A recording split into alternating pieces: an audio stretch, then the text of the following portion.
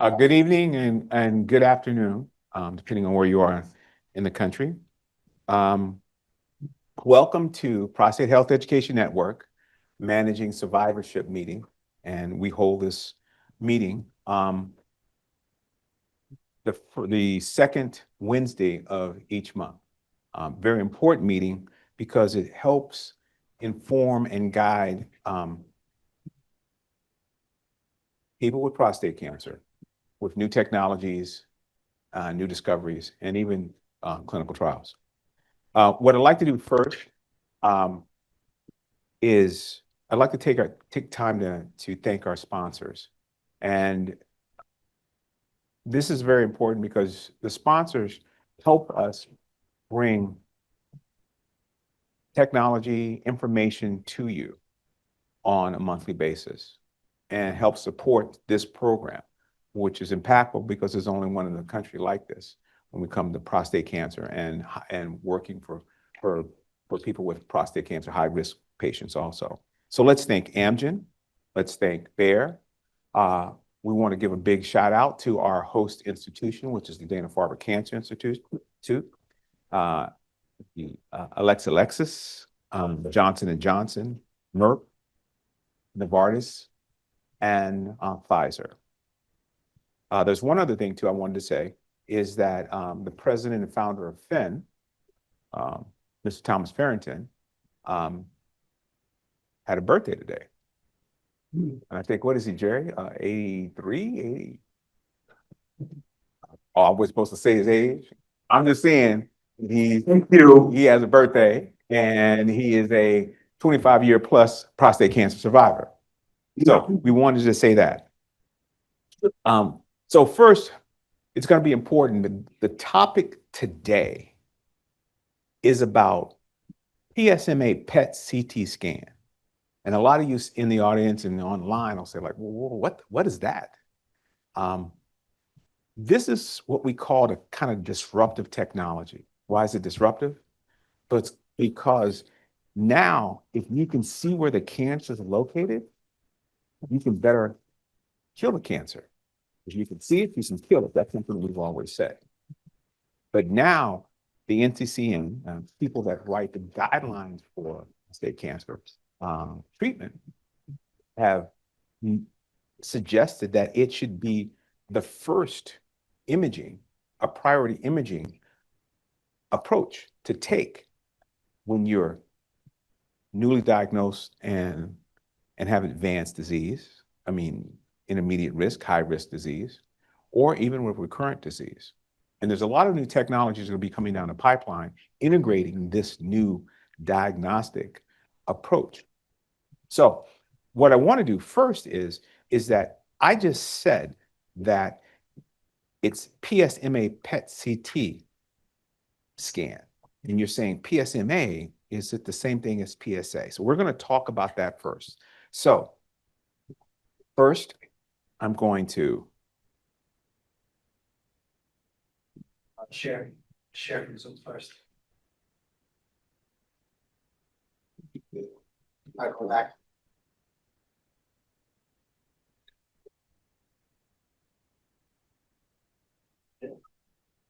Yeah.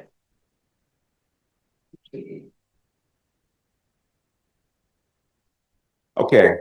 So you may ask, PSMA, what is it and why does it matter when it comes to prostate cancer patients? This is important is because prostate cancer is, the health of the prostate is monitored by a biomarker in the blood called PSA. But on the surface of cancers, there's another biomarker called PSMA, and we're going to get into that today. So we're going to talk about PSA briefly, just kind of review it. We're going to then talk about PSMA. And then we're going to what's the future role of PSMA in prostate cancer diagnosis treatment? That's what we're going to find out. And then we have our special guest, Dr. Madhu, and she is from Telex, a company that not only creates diagnostic platforms, but therapeutic platforms. So I'm going to quickly go through this. And I always like to let people know terms, because these are terms that you're going to hear. You're going to hear biomarker. And a biomarker is a characteristic of a cancer that can be measured, and provides more information about the cancer. And we know prostate-specific antigen is PSA. Now, this is a protein that's expressed or produced by prostate, healthy prostate, but it kind of gives you an idea of the health of the prostate. Now, prostate-specific membrane antigen, that's going to be the primary target of discussion today. And I circle the word, in this case, membrane, because it's telling you where it's found on the membrane, on the surface of a cancer. Diagnostic is the ability of a tool to be used to diagnose cancer, but also treat cancer. This PSMA has that ability. And then we're now ushering forward the era of personalized medicine. That's why I wanted to put that out there so everybody gets comfortable using and hearing that term. We talked about PSA. And what do we know about PSA? It comes from the blood, right? And it's the first step in screening. And just to flag, if you're a high-risk individual, it is suggested by NCCN that you begin screening at age 40.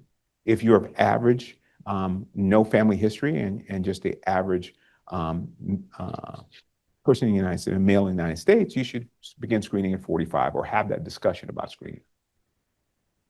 Now we get to prostate-specific membrane antigen, PSMA. It is a biomarker, right? And what I said before in my definition, a biomarker is a characteristic of a cancer that can be measured and provides information about the cancer. Now, did you know that more than 80% of the men with prostate cancer, especially advanced prostate cancer, will have PSMA on its surface?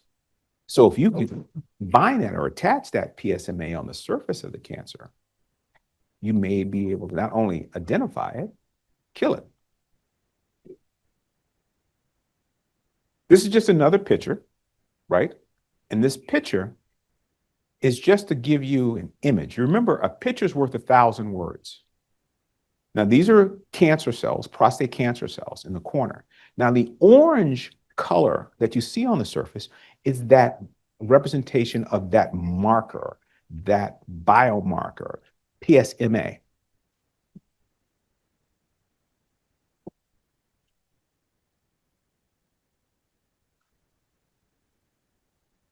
So, what do we know?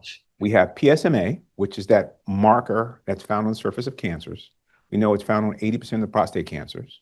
And we have PSA, which is in the circulation. So we know that both of these proteins, right, are produced by the prostate, but only one is found on the surface, that's PSMA. The other one floats freely in the blood. And that's what they use to get the blood test. Both are important biomarkers, right? One's detected by a blood test, and the other is detected by a positronic emission tomography, PET, CT scan.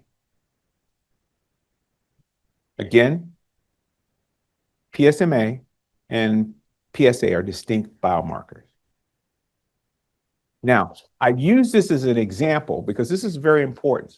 When you think about this future of personalized medicine and these targeted therapies and diagnostics, think of it like you see this picture here. You see the blue circular thing, that represents our cell. And then there's a key. So these tools that have the ability to bind specifically to proteins on the surface, but it's important, you see that skull and crossbone? That represents the ability of that cell to carry a payload.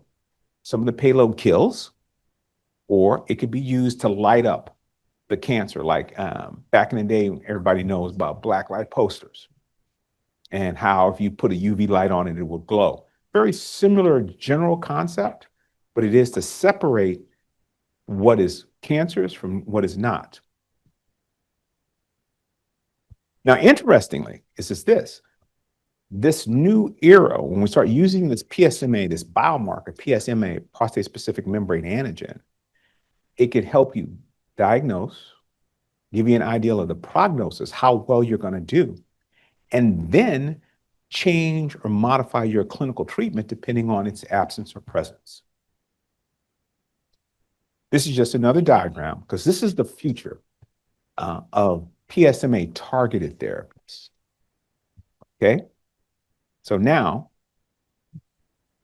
what I want to do is we're going to stop sharing, and then I want to bring in our guest from TLEX, Dr. Madhu.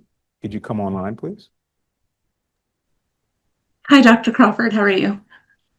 How are you doing today? Doing great. Doing great. You know we're in Boston, but I'll let you slide with that Long Island. I'll take it. It is Wednesday. Okay, when you are our guest. Isn't it true what we were talking about this PSMA? Why is it so important for the prostate cancer patients, caregivers, and people to understand how disruptive, how of a dramatic change the use of this biomarker is? So I'm going to hand it off to you, and I want you to tell us, present to us, give us some information so we go home tonight. Yeah, absolutely. Thank you so much, Dr. Crawford. I'm just going to quickly share my screen. Can everyone see that okay? Yes, 1 second. Yes. Okay, perfect. And you can see the title slide that says Telix Gallium PSMA 11 radiopharmaceutical summary. Yes, we can. Awesome. Thank you. And thank you so much for the introduction, Dr. Crawford. I'm truly excited to talk about PSMA. And as you said, how it's been really disruptive and really game-changing to prostate cancer patients and their diagnosis and their journey. I'm glad to be here on behalf of Telix Pharmaceuticals, where I work as a medical science liaison. So this is just for educational purposes only. A little background on Telix as a company. So we are a global leader in radiopharmaceuticals, and our purpose is to help people with cancer and rare diseases to live longer and better quality lives. And we exemplify this through our mission, which is to deliver on the promise of precision medicine through targeted radiation. And this is the field called theranostics, which Dr. Crawford just briefly went over. So here's a high-level overview of the theranostic approach. So using imaging and therapy to deliver personalized precision medicine. So Dr. Crawford, once again, did highlight this briefly, but what we're seeing here are the steps behind giving a patient these agents. So we have a targeting agent that finds a specific receptor on a tumor cell. And that agent is tagged with an isotope. So upon imaging, we can see exactly where the tumors are. So when you swap the isotope from one that is used for imaging and then change it to one that's used for therapy is when we have theranostics as a whole. And that brings us to the part that says see it and treat it. So starting off with prostate cancer staging, so this is a strong predictor of the prognosis for the patient. So localized is defined as disease that is still confined to the prostate with no sign of outside spread. Regional means that it's actually spread outside the prostate to potentially the lymph nodes, and then distant means the cancer has spread to the lungs, liver, or the bones. So now going into biopsy and staging a little bit. So there are different forms of biopsy as listed here. And the purpose of a biopsy is to gather tissue samples of the tumor and to look at those samples under a microscope and understand what type of prostate cancer cells are prevalent in the patient. So based on the way the cells look and what types of cells are most prevalent, a Gleason score is assigned. And then that Gleason score helps us categorize the tumors into grade groups, as you can see in the chart on the bottom right. So grade group 1 and 2 are considered very favorable disease, meaning mild and unlikely to grow or will grow very slowly. And then once we approach grade 3 is when patients are unfavorable intermediate risk with a more moderate rate of cancer growth. And then grade 4 and 5 are high or very high risk, and the cancer is likely to grow very quickly. So going into prostate cancer diagnosis, and a little highlight of the evolution of prostate cancer diagnosis. So we can see in the mid-90s, the diagnosis consisted of a digital rectal exam, a 6-core ultrasound-based biopsy, and treatment or some form of surveillance. As the years progressed and we have access to more technologies, we see that MRI was added in addition to additional cores using transperineal biopsy with CT and bone scans. And then eventually in the last few years, we've also added PSMA PET as a very important diagnostic tool. So going into a little bit on PSA and conventional imaging, which are also very important diagnostic tools for prostate cancer. So as we know, the likelihood of prostate cancer increases with increased PSA levels, but there's no definitive threshold. Most men are in a range of a PSA less than 4, which is actually considered normal. And then when the PSA goes to 4 to 10, there is a 25% chance of prostate cancer. And then when that PSA is greater than 10, it brings that risk to about 50% chance of prostate cancer. And then biochemical recurrence is something that's defined as a rise in PSA post some kind of initial treatment to actually cure the prostate cancer. Now, whether that's having surgery or remove the prostate or radiation therapy to tumors, initially the intention is to cure. So biochemical recurrence is once again when that PSA level starts to rise again. So as we can see, the type of treatment that the patient initially received determines the definition of what recurrence is. So if the patient had surgery, the PSA threshold, if it goes above 0.2, it's defined as recurrence. While if the patient had some kind of radiotherapy done and the PSA threshold goes above 2, that's defined as biochemical recurrence. Now, going into conventional imaging, so what does this mean? And then exactly as it sounds, conventional imaging refers to the traditional scans that were used before newer molecular imaging modalities like PSMA PET became available. So it typically includes MRI, which provides detailed soft tissue anatomy, and it's often used for the prostate itself or even the spine. And then a bone scan, which checks for bone mets by showing areas of increased bone activity, and this is done with SPECT imaging. And then CT, which is known as computed tomography, which mostly looks for very large lymph nodes or very visible tumors. So unfortunately, these older modalities do have their limitations, like limited fields of view, meaning what they can actually see. And then they also need very high PSA levels or very aggressive Gleason scores to be able to detect disease. And since we're only looking at anatomy, these scans don't always help us diagnose or differentiate cancer from possibly benign lesions. And here are some examples of what conventional imaging images actually look like. So on the left, we have what a typical MRI looks like. In the middle, we have a CT image, and all the way on the right is an example of a bone scan. So now going to the shift to molecular imaging. So nuclear medicine as a whole has had its growth over the last several decades. So we started off with planar SPECT bone scans in the 70s and progressed to historical versions of PSMA that were still SPECT image based and considered lower quality. Then we have FDG and sodium fluoride, which are also game changers in the space in the early 2000s. And then amino acid PET like fluciclovine really opened the door to us understanding the value of PSMA as a target. So now we have several commercially available PSMA agents that are widely used. And then gallium-68 PSMA-11, which is also known as Illuccix or Gozellix, is one that's widely used on a global scale. So what is PSMA? So PSMA stands for prostate-specific membrane antigen, which is a protein that's found in very low amounts on the surface of healthy prostate cells, but it's actually overexpressed anywhere from 100 to 1,000-fold on 95% of prostate cancer cells. So this actually makes PSMA an ideal biomarker for both PET imaging and for radioligand therapy of prostate cancer. So these are both forms of nuclear medicine diagnosis and treatment. Here's a quick snapshot of what the structure of gallium-68 PSMA-11 looks like. I won't get too much into the weeds here, but this is just to understand that the PSMA-11 ligand, it binds to the receptor on the prostate cancer tumor cell. And that's the image that we saw on the previous slide. Once that ligand binds, the isotope, which is gallium-68, is actually giving off energy. And that energy is what's detected by a PET camera. So when this camera takes images of you while you're getting scanned, wherever the gallium-68 is picked up is where the ligand is actually bound to a prostate cancer cell. And the images tell us exactly where those tumors are for an accurate diagnosis.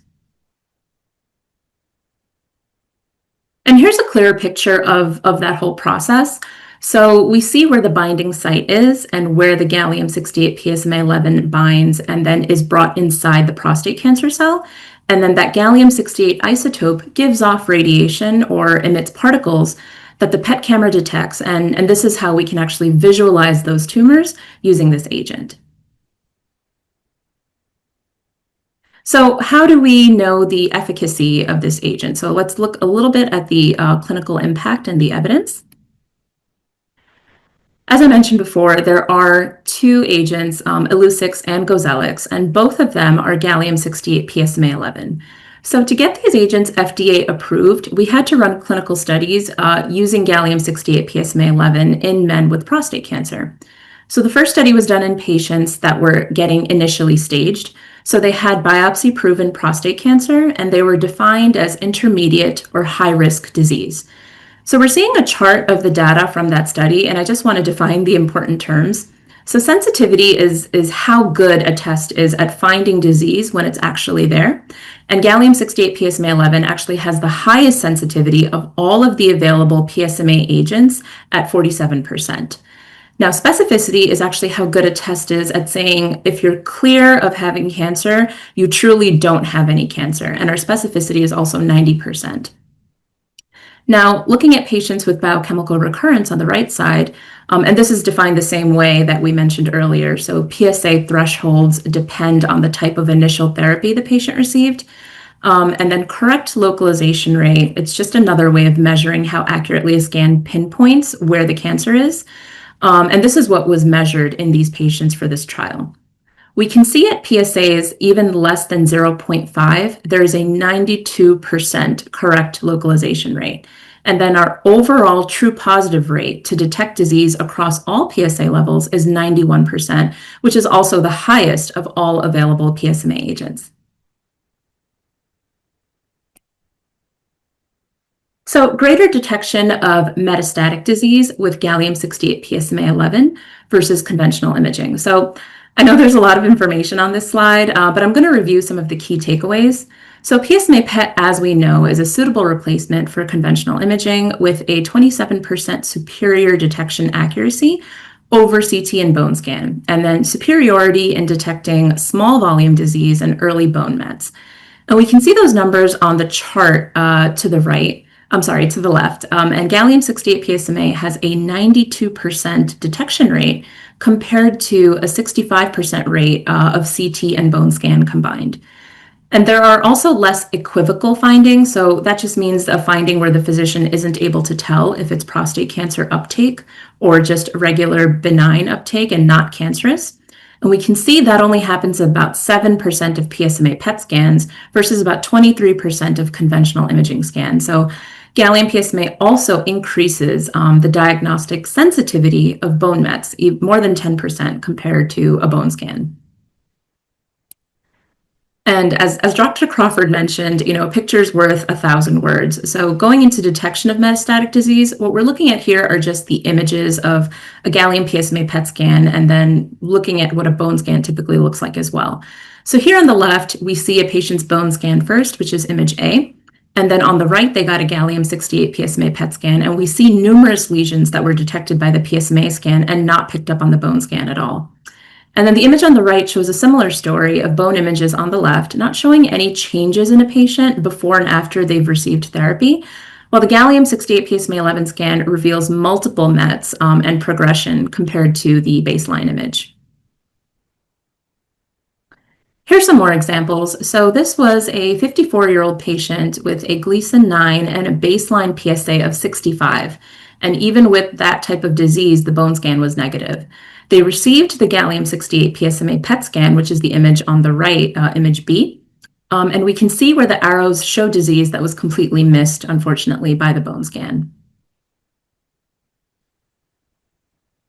Now looking at CT, so this is a case of a 68-year-old patient with biochemical recurrence that was treated 11 years ago and had a PSA of 1.4. The CT on the left does not reveal any abnormal lymph nodes, and the gallium-68 PSMA-11 image on the right actually shows very strong uptake, which is suggestive of spread to the lymph nodes, and this was actually confirmed on biopsy.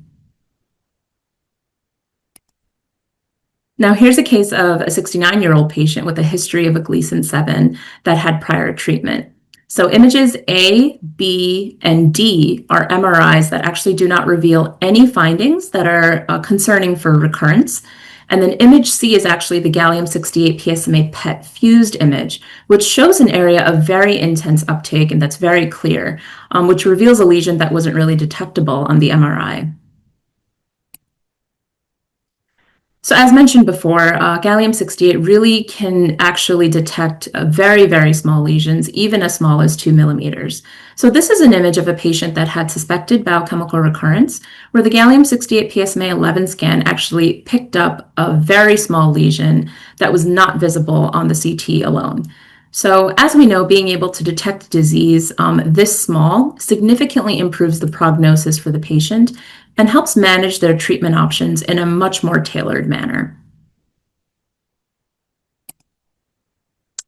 Moving on to guidelines and considerations.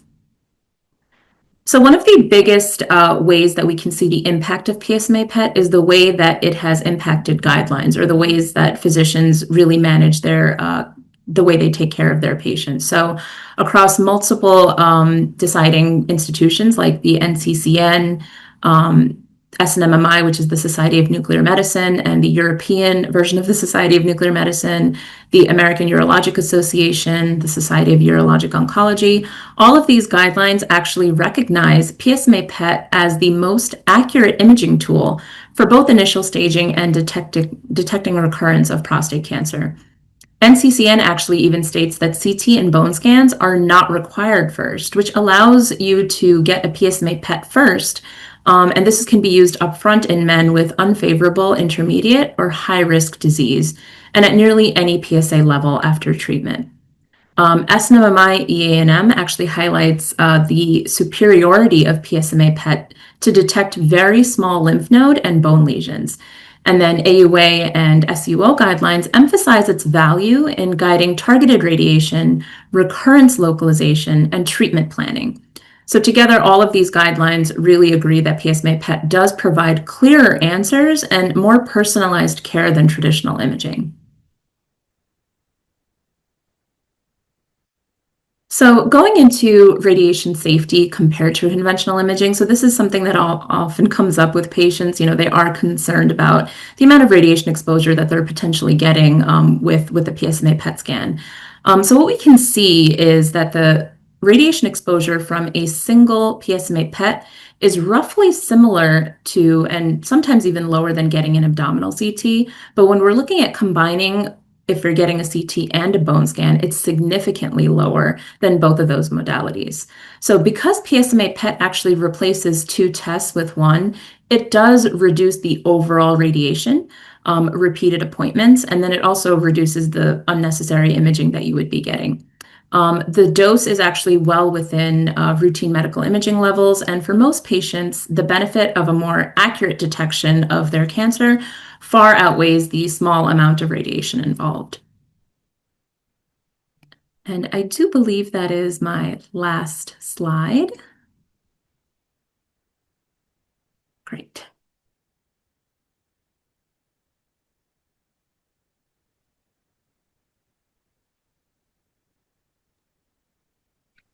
Okay, thank you. Thank you very much. I Thank wanted you. to take a quick second and just to kind of clarify some things as Jerry's putting together the questions that we have that have come online. And also we'll have the audience, those in the audience, if you have questions, please grab a mic and ask. What was very interesting is I want to clear, can you explain to us about what an isotope? What is an isotope? Yeah, absolutely. So I was trained as a nuclear pharmacist before I joined Helix, and an isotope is basically the form of radiation that's used and tagged to the ligand. So the ligand is actually what finds the PSMA receptor, and the isotope, or the form of radiation, is actually what emits energy and is picked up by the camera, so by the PET camera. So in this case, gallium-68 is the isotope that's used for PSMA 11. Okay, so that was one question that came up. And I wanted to clear, there's a distinction between ligand and antibody. So I know that from a therapeutics perspective, Prostate Global uses an antibody that carries the radioactive payload to the cancer. But is it a ligand that you're using for the diagnostic application, or is it an antibody is being used?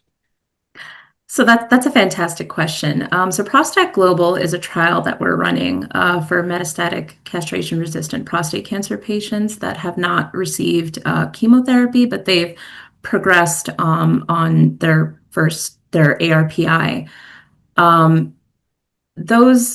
Those patients, this is after they've gotten some kind of PSMA PET scan. The PSMA PET scan actually determines whether they qualify for the agent. And the reason for that is the receptor is still PSMA. But to your point, the ligand for the therapeutic is antibody-based. So it's a larger molecule. The reasoning behind that is there are some commercially available therapeutic agents that use lutetium-177. And some of the patients do report having, side effects such as, dry mouth and some kind of kidney issues. The antibody actually prevents that from happening because the molecule is too large to actually go into the salivary gland. So we don't see that toxicity. It's also actually cleared by the liver instead. So that's another toxicity that we don't see. But yeah. I'm going to go over, and that's a good segue for me later on, but I'm going to Yes, Prostate Global clinical trial highlight that because it's that theranostic kind of. exactly. First, anyone have any questions as of yet? I Yes. have a question. First question, at what PSA level can the PSMA test detect? I was told that they are not definitive unless at least 0.5. So I think that 0.5 number actually is more dictated by insurance companies than the clinical ability of the test itself, unfortunately. According to our indication, so once it depends on, if you're getting it for initial staging or for biochemical recurrence. For initial staging, sometimes they do say you need to have some form of histopathology done, a DRE done, and all of those other things. The PSA rising is one of your first indications that you could qualify for the scan. If you're a biochemical recurrence patient and you've had treatment before, if your PSA is at 0.2 and growing, you can qualify for the scan. Okay. Next question. Does insurance cover GA PSMA? Yes, it does. It does. And across the indications that I just mentioned. So if you're getting initially staged, and then if you do unfortunately have biochemical recurrence, and then if you are trying to qualify for some kind of PSMA-directed therapy, such as Pluvicto, it's covered under all of those indications. One question. Was something very interesting that was on your slides that you showed earlier. There's a conventional imaging, and then there's that standard that says, well, if you are below a value like 2, then your risk of prostate cancer increases. What was interesting is in one of your slides, you showed a person who had a PSA higher than 2, but or lower than 2. Matter of fact, it was what, 1.6 or 7. But you were able to see this large, bright area of cancer. So I bring that up is because we have a tendency to generalize, right? A term. Well, if you fall below 2, then if you're above 2, you're okay. If you're above 4, you're okay. But this technology now allows us to even see if something does exist at lower levels. And if you remember that slide, that was a massive blow. So I wanted to kind of just highlight that, how disruptive this new technology is. Now, sir, you had a question? Yeah. How does PSMA differentiate between normal tumors and cancerous tumors? So you mentioned normal tumors, and you mean normal some kind of lesion that's not cancerous versus something that is? Is that? Yes. Got it. Yes. Thank you for the question.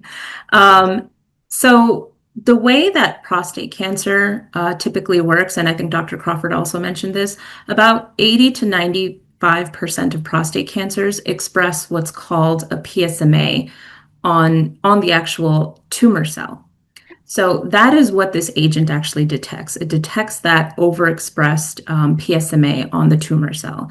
It doesn't go to normal tissue. It actually does not light up in normal places. So that's how it differentiates. And then when you see the scan, whatever lights up is where there's PSMA, and that's where the tumor is. And then whatever doesn't light up, you know that there's no tumor there. Right. And then I want to add a little bit more that with it, and it gets brighter Yes. with advanced disease. You see, so it's very low. And then as the more and more it becomes cancerous, more and more the cancer becomes an advanced stage of cancer, the more and more this protein lights up. And it doesn't correlate 1-to-1 with your PSA level. So that's what's very interesting about that. So many people were focusing on that PSA level, and now you bring in this PSMA PET CT scan diagnostic. It's a game changer. Jerry, did you have anybody else have a question inside? Okay, question. Okay, you start off by saying, if we see it, we can kill it. Correct. Now with this right here, it helps us to see it. Correct. Now, if we see that we can kill it, I take it that we would do that by radiation. And if not, then would we ever need to remove the prostate if we can see it and kill it? Correct.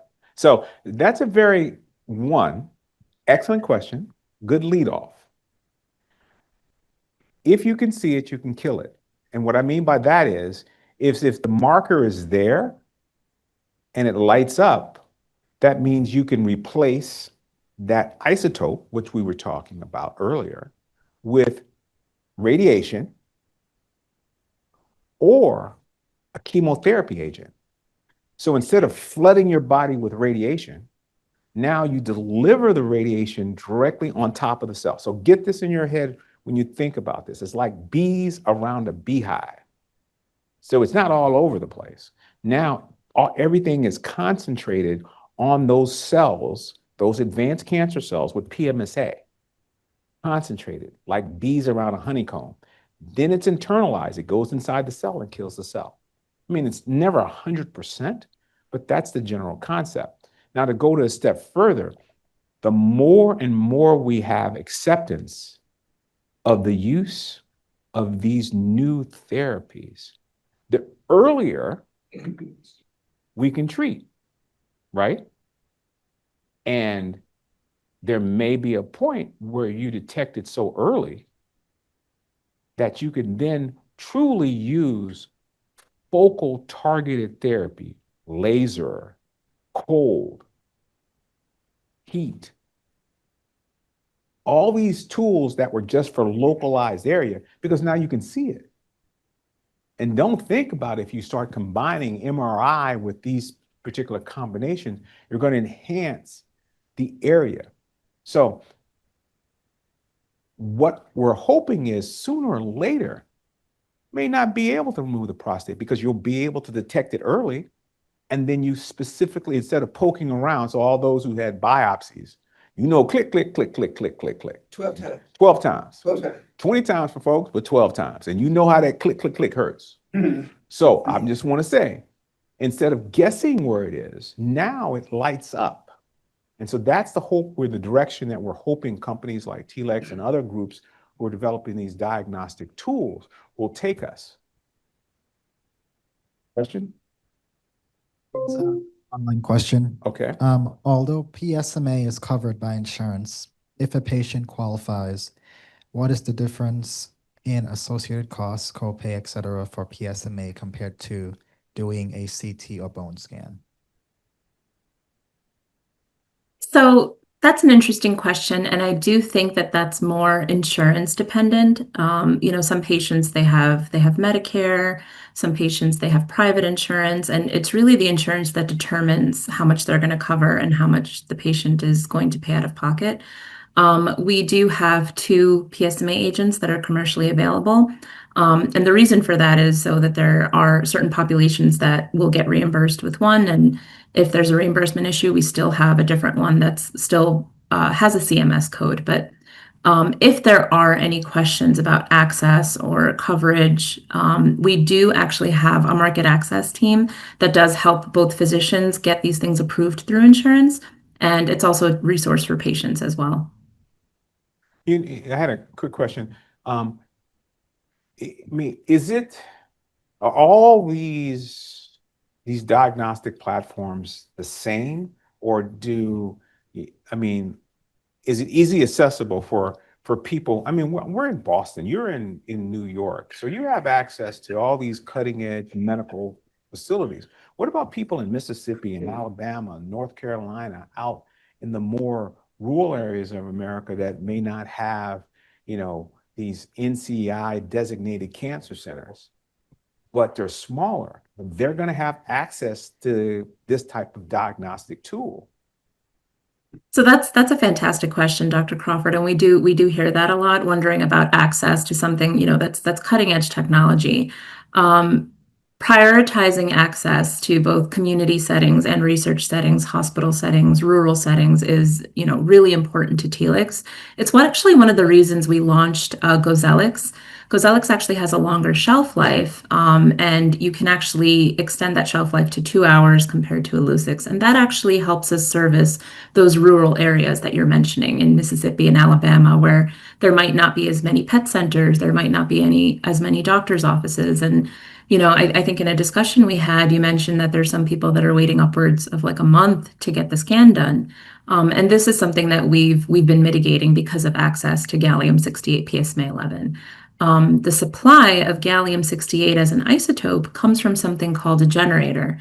And a generator is something you can put in any radio pharmacy, any hospital, and they can make their own doses on their own schedule. So that's one of the ways that we've mitigated the access issue that you're bringing up, which is a good point. So it's a game changer when we talk about diagnostics, and it's a game changer when it comes to access. Yes. Okay. So I have a question here that came, and it's about, if you're saying that we can see it, the cancer at an earlier stage, does that help our doctors, our healthcare providers, at making better decisions on treatment? Absolutely. So the information that, a physician needs to be able to diagnose a patient is not, only limited to PSMA. It's also all the other diagnostic tools like we were talking about, the DRE, the biopsy, the PSA.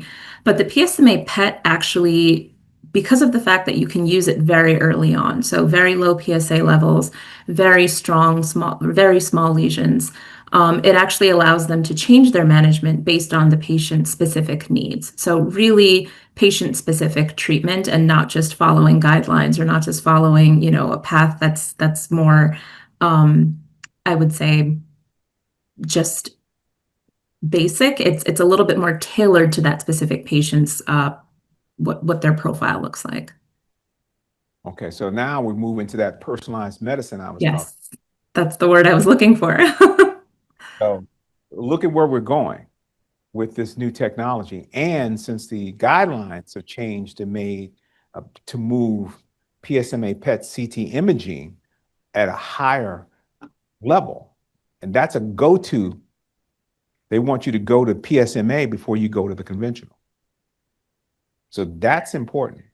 Now, we talked about all this nice stuff. Now, what we didn't really hit upon, but you did in your slides, what about the safety, about this radiation dose? Is it a high? I mean, we need to understand how much radiation we're getting, don't we?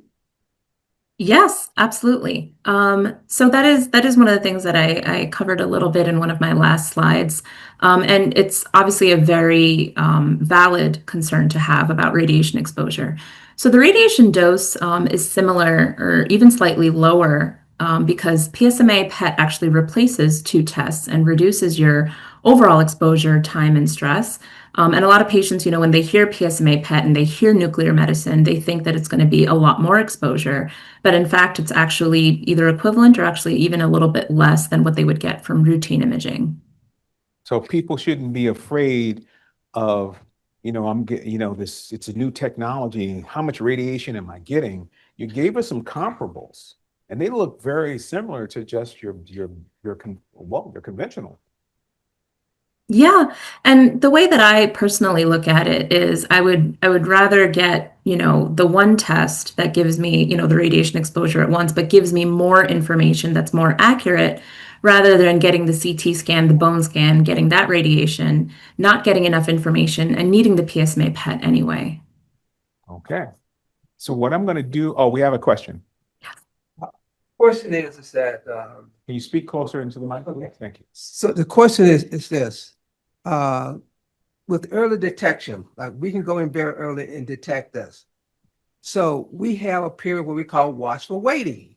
We see it, it's there, but we don't treat it because we're saying we can wait to see how this is going to play out. Now, if I can get at it early through this here, why should I wait? Why not go in as early as possible? But that's a very important point that you bring up. Exactly. But watchful waiting, you couldn't see it. Yes, but now. So now you can see it. So you can, are we right? You could elect to say, I'm not going to watch and wait. You see where the spot is, and you don't have to blindly go in there and probe now. You see the spot. So if they overlay like PSMA PET CT with an MRI, think about where they can go in this space. That's why I said it's disruptive. It's a game changer in what decisions you make as a patient.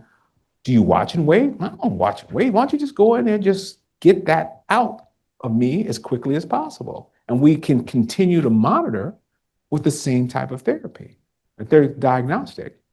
So, excellent question. Now, I'm gonna put you on the hot seat.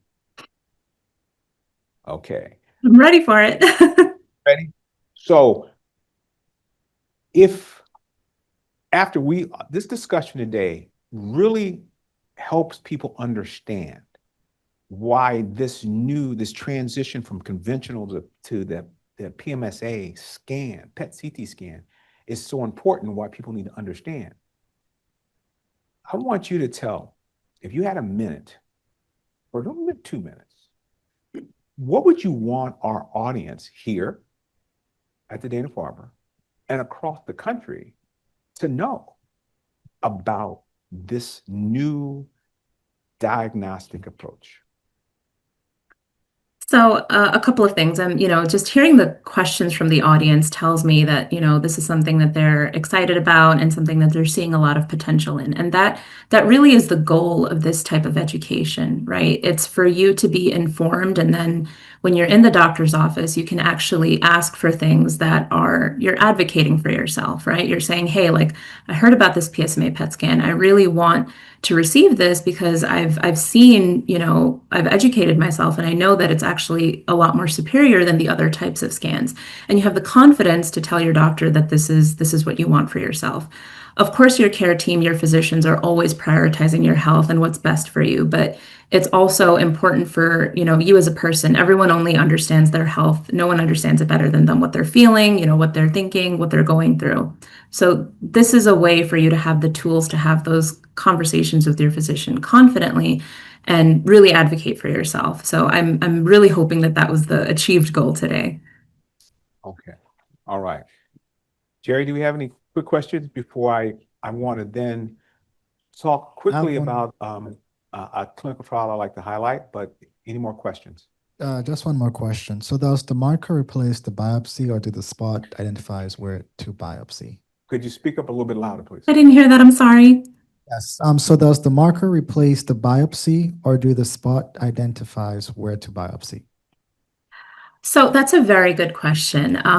Telix is actually running an investigational trial where we are seeing if we can be confident enough in PSMA PET to be able to avoid a biopsy in patients. So that is still investigational, and we have not concluded whether that's a yes or no definitively. And we're obviously hoping yes, because as we know, biopsies are very uncomfortable and something that patients would prefer to avoid. And as far as being able to see where those lesions are, yes, it does give you an accurate visual of where the lesions are, and it can be used to guide a biopsy potentially. We're hoping that it goes in that direction, yes. All right. Thank you. Of So course. if you stay with us a little bit, you may be able to help me out a little bit because this is a complementing therapy. And let me share.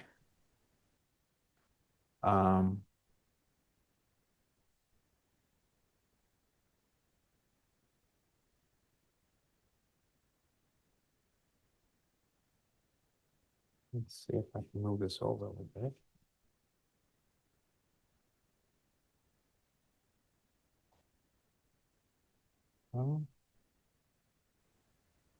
So this gives you an image of what can be attached to an antibody or ligand and for diagnostic purposes or even to kill the cancer.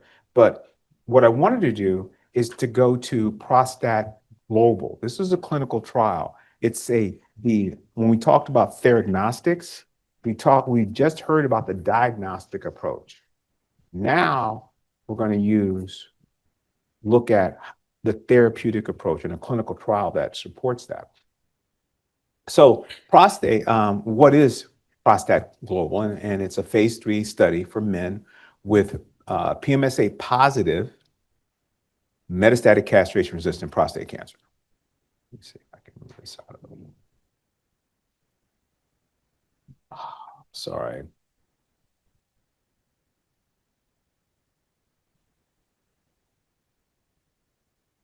Okay, and it's going to test the drug. The name of the drug is TLX 591, so 591 for short. So you're going to look at TLX 591 plus the standard of care versus standard of care alone. Remember what we told you about clinical trials. Said the majority of clinical trials are not going to just give you this drug and then compare it with a standard of care. They're going to give you the drug plus standard of care and then standard of care by itself. And this is what they're doing right here. What is our goal? Our goal is to see whether or not we delay cancer growth on a scan, and that's progression-free survival, PFS. Also, survival, overall survival, how long you live, and then also your quality of life. Because it's interesting here, as we go further, are you a good candidate? Now, if you have progressed after 12 or more weeks on what we call ARPIs, androgen receptor pathway inhibitors, like abiraterone, apalutamide, darolutamide, or enzalutamide, that's the first thing. So are you resistant? Second, are you PSMA positive with gallium-68 PSMA 11, a PET CT scan? Now, we don't have to worry about the tumor to liver ratio, but basically is do you have involvement in soft tissue in the liver? And that's a concern about participating in clinical trials. And also they want to make sure that you're healthy enough to participate in a clinical trial. And also you have normal blood levels, because depending on your blood level, they may lower the dose. So what does participation look like? So it's a randomized study, right?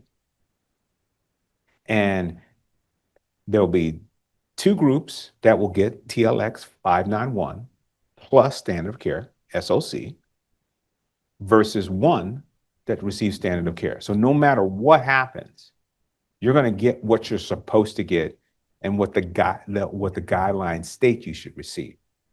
Now, what's interesting about this clinical trial is this. You get 2 infusions, because there are other treatments out there where you have 6. I know that some of you have had PMSA in this room, PSMA therapy treatments in this room, and somebody told me they had six doses. And in this one, it's 2 doses. And it's not every month. That's Pluvicto. 6 doses. Oh, so somebody said they had Pluvicto was 6 doses. That's 6 doses compared to 2 doses and 14 days apart. So I think Pluvicto is once a month for 6 months. Here you're talking about 14 days. Now you will have lab results that you'll have to take on day 11, and they want to make sure your blood is at the normal level. And if it starts to drop a little bit, then they'll then lower your dose. Now, after you receive treatment, your 14 days, that you'll get scans every 8 to 12 weeks and a total follow-up for about 5 years. What are the benefits? So the potential benefits, it's a targeted radiation, right? We're not having all the radiation all over our body anymore, right? It's concentrating like bees on a beehive around the cancer. You got short 2-dose schedules, and it's designed to have more, and it contains more in the body because it's not urinated out. You don't pee it out. It's processed in the liver. Now, what they're saying is there's some known risks for early studies. There's like temporary blood counts, and most other side effects were mild: fatigue, nausea, appetite. And I think that in this clinical trial, and Dr. Madhu, is there a lower level of dry mouth, some of the side effects associated with other treatment options? Yes, absolutely. So, one of the ways that PSMA is naturally expressed is in the salivary glands. So, unfortunately, because Pluvicto is also a small molecule, it does actually hit the salivary glands and cause dry mouth for those patients that are getting that. So the antibody, in this case, that's being used in Prostate Global, because it's a larger molecule, it actually cannot go into the salivary glands. It's too big. So that's one of the side effects that patients actually don't get with this agent. Okay, so we're gonna my last question, last point I want to bring about this is that you ask your doctor. You can call us, obviously. You can go to phentrials.com and get additional information in the patient summary. You can call us and we can help you, or if you could talk to your doctor to find out whether or not you qualify, what standard of care suits you, and where's the nearest site we can give you that information, or PHEN will help you. Now, what I wanted to do is, while we're doing that, Jerry, can you post the survey questions? Okay, and we'll get that going, and we'll still respond. Is there any other questions that we have here that we can ask Dr. Madhu? And so I'll go to, I saw some pop up in the. One more question. Okay. Can the PSMA scan show location of tumors within the prostate? I didn't know if you heard that. Yes, I did. Yes, it can also show lesions within the prostate. Yes. Okay, and this other question somebody had was, and along with this one, what about finding small lymph nodes or early bone spread? What is it able to help with that? Yes. So the slide that I had showed that spoke to the sensitivity of the agent, that study was actually designed in patients that had suspected spread to their lymph nodes. So we had a 47% sensitivity, which means we were the most accurate in being able to detect those very small lesions that spread to the lymph nodes. And yes, same thing goes for the bone. Now, is this, when you say more accurate, is it you're comparing it to conventional, or you compare it to the other PMSA diagnostic platforms? Actually, to both. So it's more accurate compared to conventional imaging and the most accurate of all of the PSMA agents that are available. Okay. Then this other person here said that they had a CT scan and an MRI and they were normal. Should they go back to their doctor and ask for a PSMA PET CT scan? So it does depend on their other factors like their PSA levels, and if their biopsy or their DRE was positive. But typically, I do recommend if they're able to get the PSMA PET scan that they should, because as we saw in some of the case studies, the CT and MRI can easily miss some lesions, even if disease is there, unfortunately. Okay. So that means we have to be careful about what is the patient going to do? I know we have these tracers, these isotopes. Is the patient going to just walk in and say, like, I want gallium-68? How do they know what to ask for? I think the best way would be to ask for a PSMA PET scan. Telix has two versions of it, which are both gallium-68, which is Illuccix and Gozellix, so they can ask for that by name as well. But if you do go and ask your urologist for a PSMA PET scan, they know what that is, and they should be able to make sure that you get it. And if there's, once again, any barriers as far as insurance, that's also something that Telix is happy to help patients with and happy to help physicians with. Okay. Jerry, how are you doing with the question? Okay. So we have, normally after we do our complete our session, we're always trying to do better. So like my father used to say, do better tomorrow than you do today. So our objective is to do better next month than we did today. But let's go through and just take a closer look. So the first question was, were you satisfied with this meeting and the presentation content? 93% said yes. And then 7% said somewhat. And please, please contact us, send us an email, and just express to us how we can do better. So we're still up there. So do you understand the difference between PSMA and PSA? And 87% said yes, 11% said somewhat, and 3% said no. So again, this information will be online. So this is recorded. We'll have it on PHEN TV, and we'll break it up in some questions. And then also send your questions in. And if you have some questions that Dr. Madhu can answer, or we'll give it to her and she can answer it and we'll post them, right? Absolutely.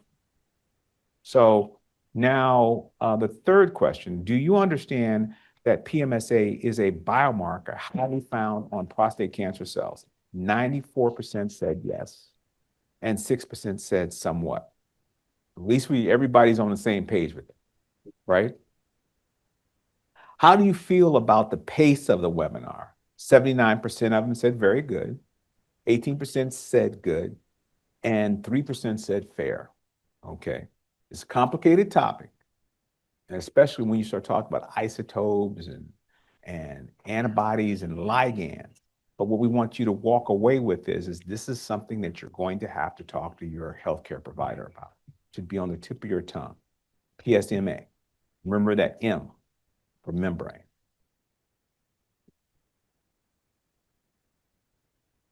So 5. Do you understand PSMA PET CT scan? Do you understand PSMA PET CT scan is the recommended imaging tool for men with high-risk prostate cancer? 88% said yes, 12% said somewhat. So we're going in the right direction because this is a very important point. It has to be something that you begin to ask for, talk to your healthcare provider about, have them explain to you more. 6, do you understand the difference a PSMA PET CT scan and the difference between a conventional scan? And 85% said yes, 12% said somewhat, and then 3% said no. So we'll work on that. We want 100% of the people to say yes about this topic. Next one, would you or someone you know be interested in the prostate global clinical trial? 38% said yes, 28% said somewhat, and 34% said no. So those people who said yes and somewhat should contact us, and we have it on PHEN TV. We've have it on PHEN Trials, a nice write-up, and you can always call us if you want more information about these clinical trials.